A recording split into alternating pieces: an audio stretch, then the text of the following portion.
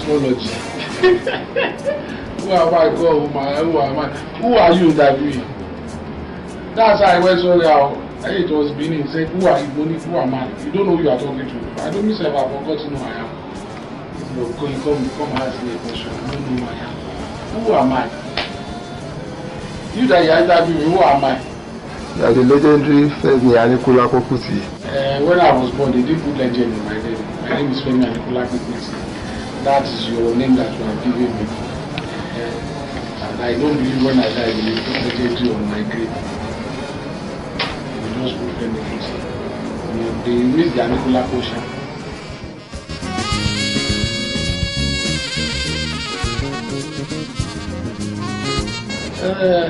First of all, the OMG asked me, and they were kind of very nice, and they were adamant, and I was not really. They caught me at a very bad time. I was recording my album, and I wasn't really interested, but they kept pressurizing me that they didn't want me, and I don't feel I did not feel that was what I wanted to do at that particular time, but they were so much on my case, especially their lawyers. So when I kept saying no, my sister kept calling me studio. Please now, they are begging you now. I'll do it for them. And I said, I'll leave with Joa. But she kept calling me like every swap thing in the studio. So I agreed at the end of it. So, and my producer at that time, so we Googled the Nigeria Idols, and it was quite very funny. Saw some episode they had done. So I could not even believe why they want somebody like me, because me, I would just be laughing. If people think that way, I would just be laughing. As you can see, most of the time I've just been laughing when people they don't know that it's such a tedious profession. You need to be one of in the range of not even top 10, top 5 to be successful. And even if you are successful, you have got no guarantee in 5 years or 2 years time you will still be successful. Only very few people, like, even when you look at it globally, you can count all the musicians in the world that have managed to be successful all their careers. Even if you see Michael Jackson, you see his life and his career was in so much turmoil before his demise. It was the artist, he just gives and hardly takes. And even if you are financially successful, it brings more pressure in your life, because then you have to help. You have to throw all that success back to your fan base. And it's not like being a successful surgeon or a successful, you don't have successful teachers as well. Teachers are always suffering. Let me find information. Successful what profession is successful? Businessman, where you can just have your quiet moments. Your life is never really have your time for yourself, for your family. It's so hard to have that day-to-day freedom of life and being a celebrity, so to say. I did not say I was going to take my serious step in trying to maintain my life and career and bring it to Nigerian Idol. So at the end, what I just basically did was, when I saw the footage, I said, well, me, I'll just go and have fun there. I said, that's what they want. I said, okay, no problem. So it's like, if you won't tell me that, don't laugh, don't do like this, you won't give me instructions. So I know that's why.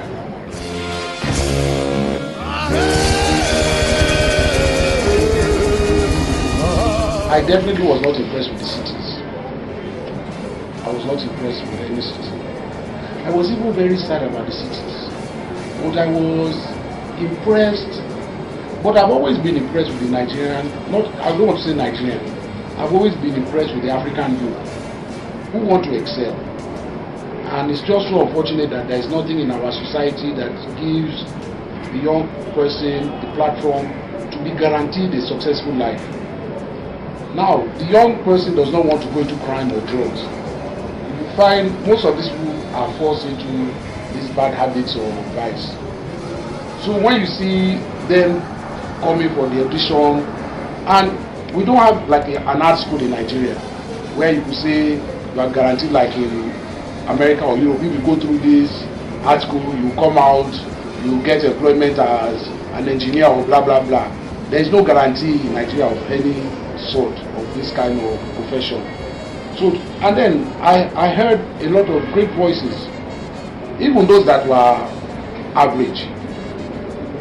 They could have, in a good arts society, they could be backup singers. They would not lose their talents. They could even be backup singers and be lawyers or doctors or do something else by the side because they love to sing. So I was really impressed with the character, the young generation, the enthusiasm, should I say, of willing to excel in their lives. So, and the amount of turnouts we got in all the places, I was really impressed. And it just shows that the African, given the opportunity, will do everything to excel positively. We don't have to be 419ers or Yahoo. This is not the character of the African person per se. It is circumstances that make us desperate into looking for other means to be successful. So what government must do is to provide platforms where the young person can be guaranteed that when I go through this period, I can sustain my life and my family.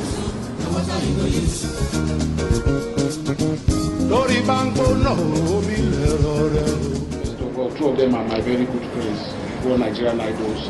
Yinka has always been my very good friend. She's very crazy, so I've always liked her crazy character, and she's weird and very straightforward. If she doesn't like you, I don't like you, leave me alone. No, she's that kind of person. So, and I've always been sympathetic to her. She has had many, like I said, the entertainment world is full of ups and downs. So she's not the kind of person when she's down, she gives up. You see her still pick herself up and she wants to excel. So I've always known her like this. So we are very, she's like a sister, a real sister. Jeff, the first port of call when he came to Nigeria was the African Shrine. And my sister's daughter speaks Japanese. So they were speaking Japanese together. So that used to make me very angry because but we became very good, not angry badly, but angry, we became friends. And it was, why I love Jeff is, he's not the kind of American that has lost his roots. He wants to be part of contributing to an Africa that will turn out a great nation. So he's putting his last energy in his final life to make sure it works in Nigeria. So you see him going out of his way to make sure Nigerian Idol works. Where probably sometimes another person will just say, what is his business? They are paying me, I'll do my job and get out of here. He wants to do, he's going the extra mile to make sure the Nigerian Idol works.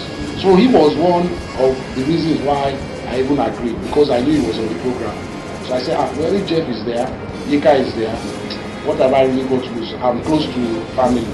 That was because I didn't know the camera crew or anybody, but those two already there gave me, that was the extra incentive that I just said, wow, Jeff is there, Yinka is there.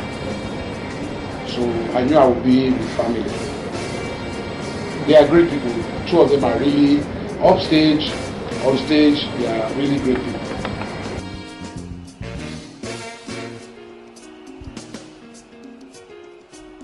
Yes, what I say. It's why when I see many of the talents, and when I see people even that just talk to me because they think I'm famous, they think I'm a multi-millionaire, blah blah blah. They don't know, they don't care about my personal problem. But it's what the artist goes through. You give all your life, and nobody cares if you have a headache until you die. When you are dead, everybody now say, sorry, he's dead. But they don't care whether you are heartbroken. You are supposed to perform that night. I give you a very good example. The day my mother died, I had to perform that night. The people I collected money from, who I don't want to mention their names, they were not willing to say, oh, his mother is dead, we'll postpone the show. oh, if your mother is dead, okay, just show your face for 1 minute. They wanted their full dosage of the show. Sorry, okay, your mother is dead, sorry. And I love my mother so much that I couldn't even imagine where I was going to summon the energy. That was probably the worst day of my life. I got on stage that day. I was singing, but I wasn't there. I knew I wasn't there. I tried my best to give such a good show, but I wasn't there. I felt like dying that night, and I still had to pray. And I was just, so many things came to mind. What kind of life? I've lost my mother, where I would love to be with my sister, who refused to perform that day because she was dancing at that time. Where I would just be consoling ourselves and just lamenting about our loss. I had to perform. But everything was just like a bad dream that day. I will never forget.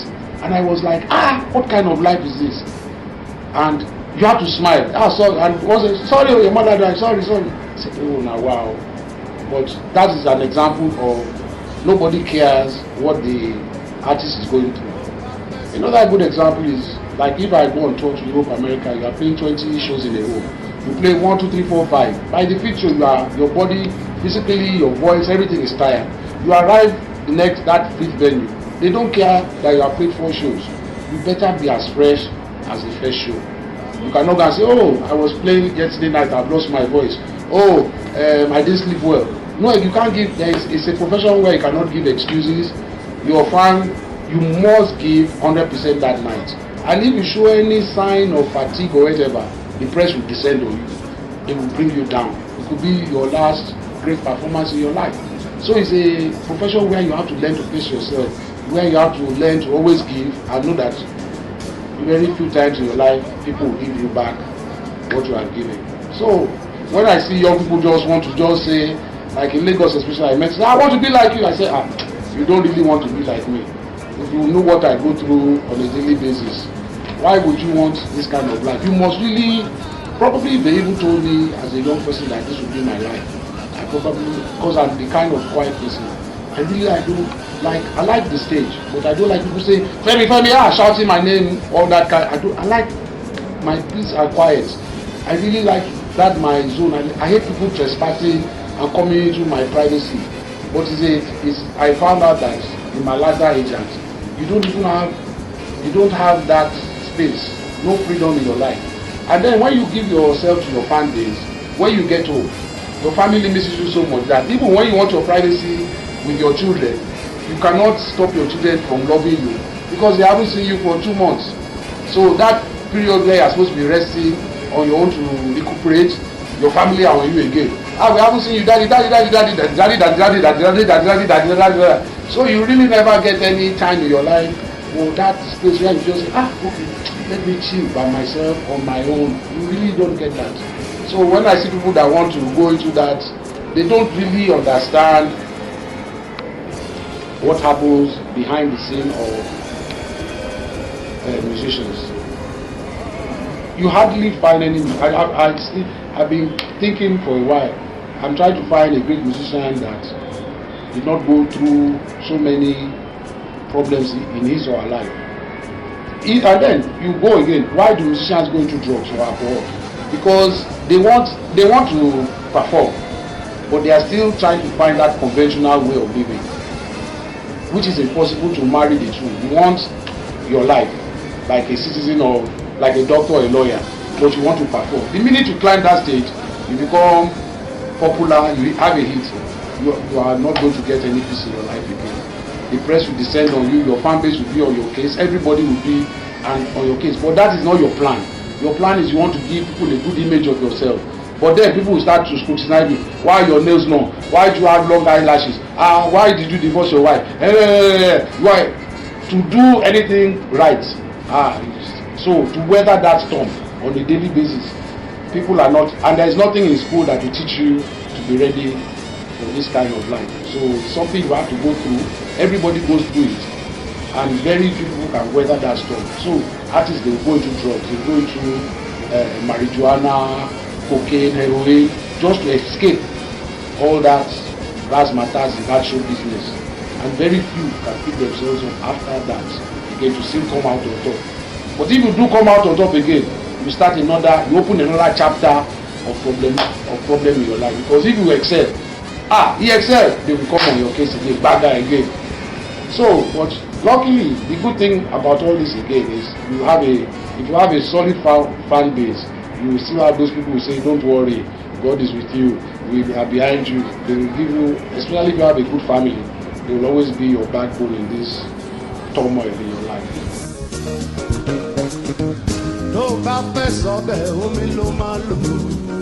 I will be laughing, I will die laughing. Okay, well, I think we are now going to a stage where it's now serious because we are getting people. What I can't understand now is we have got so many good singers. I don't know how we are going to now disqualify some of these contestants over the other. I've been worrying about this for a few days because especially the ones we gave gold cards. How are we going to now say one is better than the other? How do you judge a good singer? How do you come?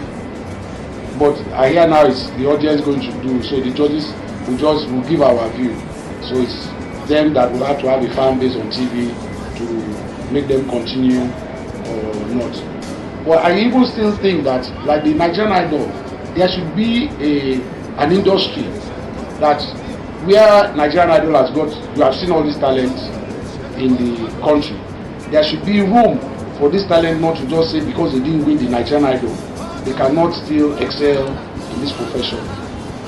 So that's why Europe and America are great nations. They always have things in place where you can fall back on and pick yourself up again. Not that you have to always keep on waiting for Nigerian Idol, because we obviously have at least 50 talents, good singers from what I've seen so far, that really they should be producing good albums. People can sing good songs and they have good voices.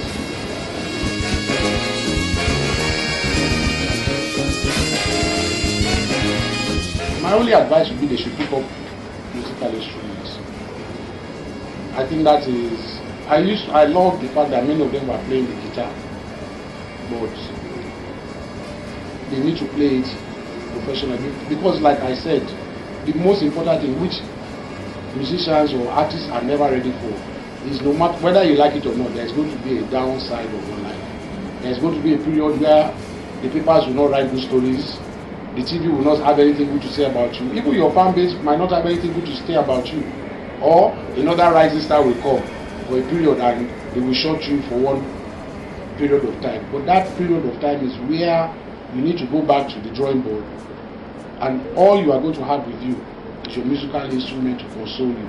So that is where you have to do more work to bring greater tunes and greater songs out of yourself. If you don't understand the theory and rudiments of music, you will be stuck. That means you are going to be liable to your producer or a composer, and you'll be begging, give me a song. You now have to go looking for a song or whatever, or music. So this is a global problem. Even many singers, they don't write their songs, they don't write their music. So they are always at a very bad, at a begging stage in their careers, where they have to start going looking at, oh, give me no, and then it's who can buy the song from that person fastest or whatever, that he will sell you his music. So it's very important for you not to just be a singer. If you can become a composer, write your music, or at least even still know. So when you are talking to musicians, because another problem singers have is, if you don't understand the piano or guitar or something, a musical instrument, when you get to the studio and you tell the musician, play do, maybe because you come with your money to the studio, they might, and you are paying their fee, they will respect you, but behind your back, they will be laughing at you. Musicians can be very arrogant, pompous people. So even myself now, I had a problem in 2000 when I went to record Fight to Win, because I could not play the trumpet, and I told my trumpeters, oh yeah, play this part. They were so stubborn, they refused to practically play. I had to call a Cuban at the end to play the parts. They just refused to play, and when they played it so badly that I couldn't use the parts. So now, if my new album now, I played all the horn parts myself, because now I play the trumpet, I play all the sax. So none of my home players can tell me I will not play. So they know if I say play this, they know that I'm challenging their ability to to even play, because they know that they can be rest assured I will play better than them in the studio. And if I say play this, they know that I will not give them a part that I do not know is unplayable, that is not a hit in many respects. They know I'm not just writing a song from stupidity, so they will respect. So the singer needs to command the studio, or else after a while you will lose respect amongst the musicians and your colleagues. So that's so important. If no matter the instrument, preferably be the piano, because with the piano you can talk to the bassist with the piano. You can say do with your left hand, play the bass, and if you do know all the instruments, better for you. Now I can play all the instruments. I can play guitar, bass, everything. But on stage I will play just the saxes, trumpets, and a bit of piano. So just to solidify your control on stage and with your peers as musicians, or else you lose respect. If you just have a good voice, so what? Like you see in Nigerian Idol, we have over 100 good voices. Now we need the kind of talent show that we say, okay, what can you do with your saxophone? What can you do with your drums? We need this kind of, we need to encourage our youth to do more of this. If we can get this kind of industry together, we will have a platform like in Europe and America where you can now tour Nigeria for 3 months. So you have clubs all over the place, in Abeokuta, Ondo, Kwara, everywhere you have clubs in, and it will be like a kind of circuit where you release your album, you must talk to promote your album. Where are the clubs to talk? Where are the venues to play? So we will set all this up in Africa. To tour Africa, you are going to tour Africa with an album for nothing less than 2 years. If we get it right, why does the African artist have to go to Europe, America to make money when you can make it on your own land? So this is the way, really, this is an industry, and this is how it should be in Africa. And so that is the bottom line is, if I did come to Nigerian Idol like I have, is to be part of making people understand the seriousness of the profession. Because there's no difference being a musician, a lawyer, or a doctor, or an engineer. It's probably worse, probably more difficult. Am I free to go?